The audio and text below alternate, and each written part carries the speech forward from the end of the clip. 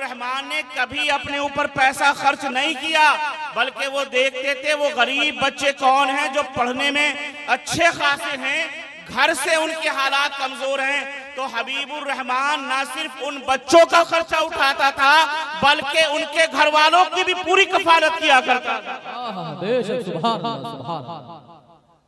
बोले वो बादशाह है, मेरा बादशाह है, मौलवी हबीबुर रहमान जिसको तुम कह रहे हो बादशाह है, अब बड़ी शान है। हुजूर सदरुल्लाह फाज़िल रहमतुल्लाहि ताला अलैह एक बार मुरादाबाद के हमारे शहर के इर्द गिर्द एक नदी बहती है, इसको रामगंगा कहते हैं। बरसात में काफी पानी आ जाता है, भरी हुई चलती है, जल थल हो जाता है एकदम। हुजूर सदरुल्लाह फाज़िल के पास दावत आई, नदी पार से गांव से। हुजूर सदरुल्लाह फाज़िल ने कहा कि मैं तो नहीं जा सकता, लेकिन मैं अपना नाइब जरूर भेज रहा हूँ, और अपना नाइब बनाकर हुजूर मुजाहिद मिल्लत रहमतुल्लाह अलैह को भेजा। सुभान अल्लाह। और साथ में कौन गया? हजरत मौलाना मुफ्ती अब्दुल रब साहब हबीबी रहमतुल्लाह अलैह और एक साथी और थे। दिन में गए तो नदी में पानी कम था, आराम से चले गए। वहां पर गाँव में मिलाद शरीफ की महफिल हुई, हुजूर मुजाहिद मिल्लत की बड़ी शानदार तकरीर हुई, बड़ी शानदार तकरीर हुई। जब रात में तकरीर के बाद सलातो व सलाम के बाद दुआ वगैरह से फारिग होकर अब चलने का इरादा किया, तो गांव वालों ने कहा मौलवी साहब आप ठहर जाइए। कहा क्यों भाई, अब क्यों ठहर जाए, प्रोग्राम हो गया। कहा इसलिए कि हमारे वहाँ दिन में तो पानी कम रहता है, मगर रात में जल का जो एक लेवल होता है वो पानी का लेवल बढ़ जाता है, जिसकी वजह से नदी में चलना तो दूर की बात है, उसमें तैरना भी दूभर होता है। तो हुजूर मुजाहिद मिल्लत ने फरमाया नहीं, मेरे उस्ताद गिरामी सदरुल्लाह फाज़िल ने मुझसे कहा था हबीबुर रहमान प्रोग्राम खत्म करके फौरन आ जाना। मेरे उस्ताद गिरामी ने मुझे फौरन बुलाया था, मैं रुक नहीं सकता। हजरत मौलाना अब्दुल रब साहब कहने लगे कि हम हुजूर मुजाहिद मिल्लत के पीछे पीछे चल दिए। अब हुजूर मुजाहिद मिल्लत जैसे ही गंगा के करीब पहुंचे तो आपके जो दोनों साथी थे उन्होंने कहा हजरत पानी बहुत ज्यादा है और बहाव बहुत तेज है, पानी मौजे मारता हुआ चल रहा है, बड़ी तेजी के साथ चल रहा है, इस टाइम जाना खतरे से खाली नहीं। हजरत मुजाहिद मिल्लत ने फरमाया नहीं नहीं, मेरे उस्ताद सदरुल्लाह फाज़िल ने कहा था प्रोग्राम खत्म करके फौरन आना, मुझे फौरन जाना है। कहा हजरत हम तो कैसे जाएं? कहा एक काम करो, मेरे बाजू पकड़ लो। एक से कहा तुम इधर का बाजू पकड़ो, दूसरे से कहा इधर का बाजू पकड़ो और अपनी आंखें बंद कर लो। दोनों हजरात ने बाजू पकड़े और अपनी आंखें बंद कर ली। चंद लम्हों के बाद कहा अब अपनी आंखें खोलो। जैसे ही आंखें खोली थी दरिया पार उस तरफ खड़े हुए थे। सुभान अल्लाह। अब जब सुबह में हुजूर सदरुल्लाह फाज़िल दरसगाह में आए और हजरत मुजाहिद मिल्लत भी बैठे हुए, अब इन दोनों बच्चों के दिल में तड़प होने लगी कि यह जिक्र तो सदरुल्लाह फाज़िल से करना चाहिए। हजरत मुफ्ती अब्दुल रब साहब खड़े हुए, कहा हजरत आपको पता है आज हजरत मुजाहिद मिल्लत ने क्या कारनामा अंजाम दिया? कहा क्या हुआ? कहा ऐसे ऐसे हुआ कि रात इन्होंने हमें दरिया ऐसे पार करा दी कि हमें पता भी नहीं चला। सदरुल्लाह फाज़िल मुस्कुराए और मुस्कुराकर कहने लगे कि हबीबुर रहमान को क्या समझते हो, आज इसने दो को दरिया पार कराया है, कयामत में हजारों को पुलसिरात से पार कराएगा। मसलके आला हज़रत हुजूर मुजाहिद मिल्लत, नारे तकबीर। आज इसने तुम दोनों को दरिया पार कराया है, कयामत में देखना मेरा हबीबुर रहमान हजारों को लाखों को पुलसिरात पार कराता हुआ नजर आएगा। तो ये जात है हुजूर हाफिज हुजूर मुजाहिद मिल्लत और सरकार सदरुल्लाह फाज़िल। तो हमें जानना चाहिए, अपने बुजुर्गों की तालीम को पढ़ना चाहिए। और अल्हम्दुलिल्लाह हमारा अहले सुन्नत का ये शेवा है। हम कौन है? अहले सुन्नत है ना। हम कौन है? अहले सुन्नत वल जमात, हम सुन्नी हैं। हमारा एक तरीका यह है, बड़ा प्यारा तरीका है। क्या तरीका है हमारा? कि हम अपने बुजुर्गों से मोहब्बत करते हैं। क्यों नहीं करते? हम अपने बुजुर्गों से, चाहे हम जिस सिलसिले से भी हों, हम कादरी हों, हम चिश्ती हों, हम सहवर्ती हों, हम नक्शबंदी हों, हम अशरफी हों, हम रिजवी हों, हम नईमी हों, हम हबीबी हों, हम बरकाती हों, सिलसिला हमारा कोई भी हो, जब हम देखते हैं कि ये हमारे नबी की निस्बत है, ये हमारे नबी की निस्बत है, तो नबी की निस्बत जिस चीज से हो जाए हम उससे मोहब्बत करते हैं।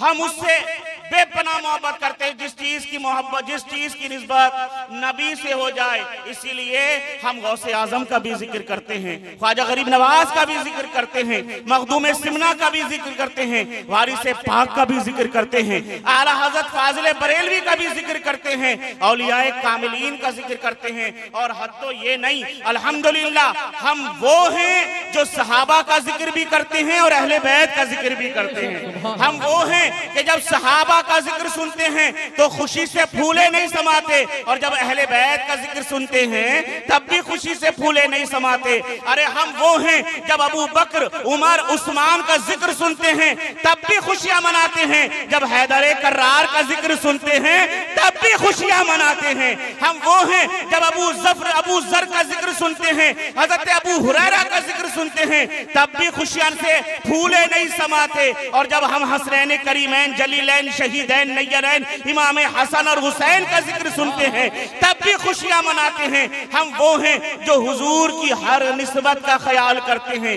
आप कहेंगे कि मियाँ ये कौन सी बड़ी बात कह दी, ये कौन सा फलसफा कह दिया, ये कौन सा बड़ा तीर मार लिया। ये तो सभी करते हैं, जो हुजूर से निस्बत रखे सब उससे मोहब्बत करते हैं। हम कहेंगे नहीं नहीं नहीं, ऐ मेरे भोले सुन्नी मुसलमानों, ऐसा नहीं है। इसी दुनिया में, इसी जमाने में ऐसे भी लोग रहते हैं जो अहले बैत का जिक्र तो बड़ी धूमधाम से करते हैं, मगर जैसे ही सिद्दीक अकबर का जिक्र आता है, जैसे ही फारूक आजम का जिक्र आता है, जैसे ही उस्मान गनी का जिक्र आता है, उनके चेहरे के रंग बदलने लगते हैं।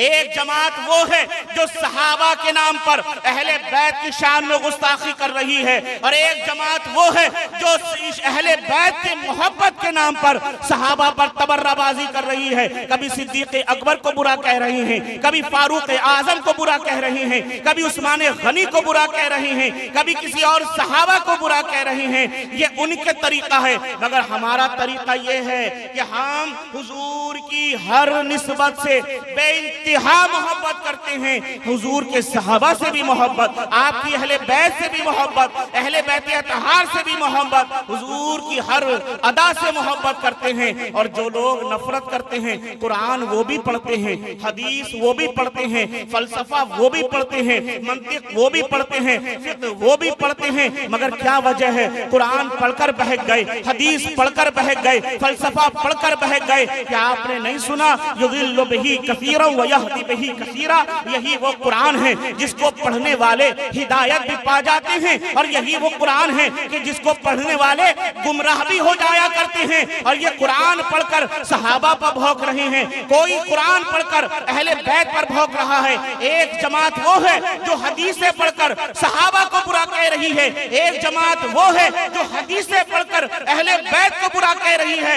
इनके पास आलिम भी हैं, इनके पास हाफिज भी हैं, इनके पास कारी भी हैं, इनके पास मुफ्ती भी हैं, इनके पास मुहक्किक भी हैं, इनके पास मुदब्बिर भी हैं। नाम नहाज शेखुल कुरान भी इनके पास है, नाम नहाज शेखुल हदीस भी इनके पास है। मगर वजह क्या है कि आलिम बनने के बाद बहक गए, कारी बनने के बाद बहक गए, मुफ्ती बनने के बाद बहक गए, मुहद्दिस बनने के बाद बहक गए। और हम अहले सुन्नत वल जमात, अगरचे हमने इतना कुछ हासिल ना किया, मगर अल्हम्दुलिल्लाह हम कल भी हक पर थे, आज भी हक पर हैं, और कयामत तक हम ही हक पर होंगे।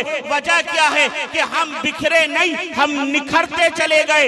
ये बिखरते चले गए तो बख्तियारुद्दीन सिर्फ 2 जुमलों में अपनी बात को पूरा करेगा और आपकी समातों की दहलीज तक पहुंचाएगा। देखता हूं कौन कितने जज्बे के साथ इस बात को कबूल करता है कि ये बहके क्यों, हम महके क्यों, ये भटके क्यों और हम महके क्यों। वजह क्या है? इनके पास आलिम तो है, इनके पास मुफ्ती तो है, इनके पास कारी तो है, इनके पास मुदब्बिर तो है, इनके पास मुहक्किक तो है, इनके पास शेखुल कुरान तो है, इनके पास शेखुल हदीस तो है, इनके पास सब कुछ है, मगर इनके पास कोई गौसे आजम नहीं है।